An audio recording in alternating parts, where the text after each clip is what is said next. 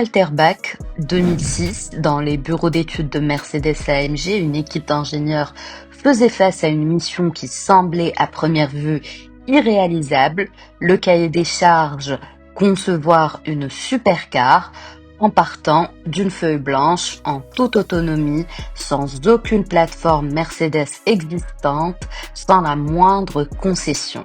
Et s'il vous plaît, avec des portes papillons. Des portes papillons, les portes les plus iconiques de toute l'histoire de l'automobile, celles qui ont propulsé la Mercedes 300 SL au rang de légende dès 1954, des portes que Rudolf Uhlenhaut inventa par nécessité, le châssis tubulaire de la voiture de course ne permettant pas l'installation de portes classiques, des portes qui s'ouvraient vers le ciel comme des ailes de mouette. Les Américains les surnommèrent les Gullwing. Plus de 50 ans s'étaient écoulés depuis. Depuis, le néant, la 300 SLR, le coupé Uhlenhaut de 1955, un prototype qui ne vit jamais la série, la C111 de 1969, un laboratoire technologique qui ne fut jamais commercialisé, et ensuite des décennies de silence. Les portes papillons étaient de l'histoire ancienne, trop complexes, trop onéreuses, trop risquées, mais en 2006, AMG avait une vision, et cette vision portait un nom, SLS, Super Light Sport. Le développement débuta 36 mois avant le grand développement, 3 années durant lesquelles une équipe à Affalterbach a bâti ce qui n'avait jamais existé, la première voiture entièrement développée par AMG, pas modifiée, pas préparée, mais conçue de A à Z. Jusqu'alors, AMG était le préparateur, le raffineur, le sorcier maison de Mercedes. Il prenait une classe C pour en faire une C63, il prenait une classe E pour en faire une E63. Un travail brillant, mais toujours basé sur une structure préexistante. La SLS devait être différente, une œuvre propre, une affirmation, la preuve qu'AMG ne savait pas seulement modifier, il savait créer. Et l'inspiration, la 300 SL, la Gullwing, la voiture qui érigea Mercedes en icône dans les années 50, présentée à New York en 1954, 1400 exemplaires produits. Aujourd'hui, elle vaut plus d'1 million d'euros. La 300 SL était une voiture de course homologuée pour la route, légère, rapide, magnifique, et avec ses maudites portes papillons que tout le monde reconnaissait instantanément. AMG voulait ramener cet esprit. Septembre 2009, salon de Francfort, le IAA, Mercedes dévoila la SLS AMG, rouge bordeaux, longue, plate et ses portes. La foule se figea, puis une ovation. La SLS AMG mesurait 4,64 m de long, 1,94 m de large et seulement 1,26 m de haut. Plus basse qu'une Porsche 911, plus large qu'une Ferrari 458, un Gran Turismo plat et musclé avec un capot qui semblait interminable. La carrosserie, entièrement en aluminium, un châssis tubulaire en aluminium, baptisé Space Frame, seulement 241 kg, léger, rigide, sécurisant en cas de choc, combiné à des pièces moulées et des profilés en aluminium, seulement 4% d'acier, là où l'aluminium n'était pas l'option la plus pertinente. Les portes papillons 18 kg chacune, dotées de petits dispositifs pyrotechniques au niveau des charnières. Si la voiture se retrouvait sur le toit, les équipes de secours pouvaient faire exploser les portes pour extraire les occupants. La sécurité par explosif, du pur Mercedes. La répartition des masses, 47% à l'avant, 53% à l'arrière, typique d'une sportive pure, parfaitement équilibrée.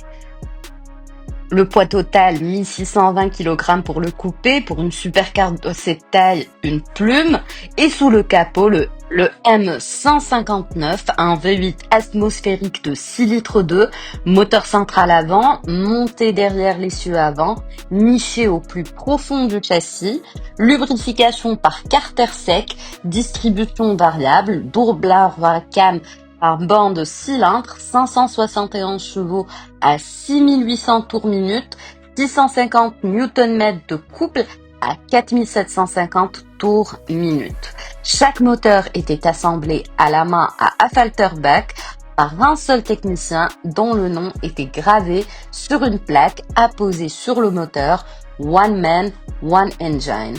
La transmission, une boîte robotisée à double embrayage AMG Speedshift, DCT à 7 rapports, 4 programmes de conduite, propulsion, différentiel, autobloquant, les performances de 0 à 100 en 3 secondes 8, vitesse maximale 315 km/h, bridé électroniquement, la sonorité, un rugissement grave et rock de V8 qui explosait sur les 4 sorties d'échappement, un son qui donnait la chair de poule, le son pour lequel les gens regardaient des vidéos YouTube juste pour l'entendre. L'habitacle, un cockpit de pilote, instrument disposé de manière centrale, une console centrale inclinée vers le conducteur, 4 aérateurs inspirés de réacteurs d'avion, un levier de vitesse qui ressemblait à la manette des gaz d'un jet, 2 places, pas de banquette arrière, pas de place pour le compromis, le coffre 176 litres, minuscule, mais quelle importance. Le prix, 177 310 €, environ la moitié du prix de sa devancière, la SLR McLaren, qui débutait elle à 435 000 €. En mars 2010, la SLS AMG arrive sur le marché.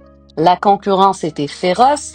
La Ferrari 458 Italia, la Lamborghini Gallardo, la Porsche 911 Turbo, l'Audi R8, toutes des supercars établis avec des bases de fans solides. Mais la SLS avait quelque chose que les autres n'avaient pas, ses portes. Quand vous ouvriez les portes papillons, c'était comme monter à bord d'un avion. Elles s'élevaient, vous vous glissiez à l'intérieur, pas avec élégance ni confort, mais avec spectaculaire. Tout le monde s'arrêtait à chaque fois. La SLS devint la safety car de la Formule 1. Bernd Mayländer la pilota partout dans le monde. En direct à la télévision, des millions de personnes l'ont vu. Les portes papillons, le rugissement du V8, la peinture jaune, une publicité inestimable. En 2011 arriva la SLS AMG Roadster. Pas de toit, pas de porte-papillon, des portes classiques, une capote en tissu à 3 couches, disponible en noir, beige ou rouge, et s'ouvrait en 11 secondes, même en roulant jusqu'à 50 km/h. La carrosserie fut renforcée, bas de caisse, cadre de pare-brise, tunnel central, compensation de l'absence de toit, un peu plus lourde, un peu moins rigide, mais toujours 571 chevaux, toujours 3 secondes 8 pour le 0 à 100. En 2012, ce fut la SLS AMG GT, puissance augmentée à 591 chevaux, châssis optimisé, passage de vitesse plus rapide, nouvelles jantes. En 2013, la Black Series débarqua, le monstre 631 chevaux, allègement maximal partout, éléments de carrosserie en carbone, ligne d'échappement en titane, une énorme prise d'air sur le capot, un aileron arrière fixe, 1550 kg à la pesée, 0 à 100 en 3 secondes 6, vitesse maximale 320 km/h.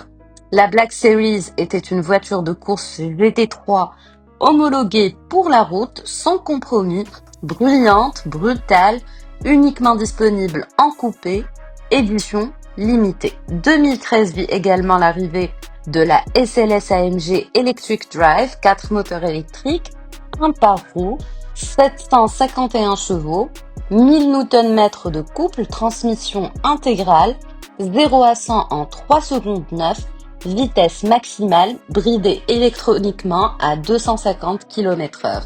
3 batteries, 324 cellules lithium-ion, 48 kW autonomie, 250 km. Le prix, 416 500 €. La voiture électrique la plus chère d'Allemagne à l'époque, seulement 45 exemplaires prévus. Un laboratoire technologique, une déclaration, le signe KMG pouvait aussi passer à l'électrique. Mais en fin de compte, une expérience que personne n'avait réellement réclamée.